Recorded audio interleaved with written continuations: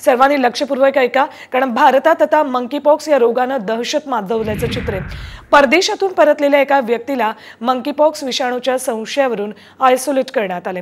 या संशयितावर सध्या डॉक्टर डोळ्यात तेल घालून लक्ष ठेवतायत। आरोग्य मंत्रालयाने सध्या याबाबतची खबरदारी घेतल्याचं दिसतंय। मंकीपॉक्सचे संकट हाताळण्यासाठी आरोग्य खातं अलर्ट असल्याचं सांगितले। आयसोलेट करण्यात आलेल्या रुग्णाची प्रकृती सध्या स्थिर आहे, मात्र खबरदारी घेण्याचं आवाहन आरोग्य विभागानं केलंय। मंकीपॉक्स म्हणजे नेमकं काय आणि त्याची लक्षणं काय आहेत आपण बघूया ग्राफिक्सच्या माध्यमातून। थंडी जाणवणं, थकवा, त्वचेवर पुरळ येणं, ताप, डोकेदुखी, स्नायू दुखणं आणि पाठदुखी ही मंकीपॉक्सची लक्षणं आहेत। सुजलेल्या लिम्फ नोड्स मंकीपॉक्समध्ये आपल्याला दिसतात।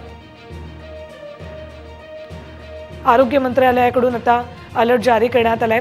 भारतात मंकीपॉक्सची दहशत निर्माण झाल्याचं सध्या तरी वातावरण आहे, कारण परदेशातून परतलेल्या एका संशयित रुग्णाला आता आयसोलेट करण्यात आलेलं आहे।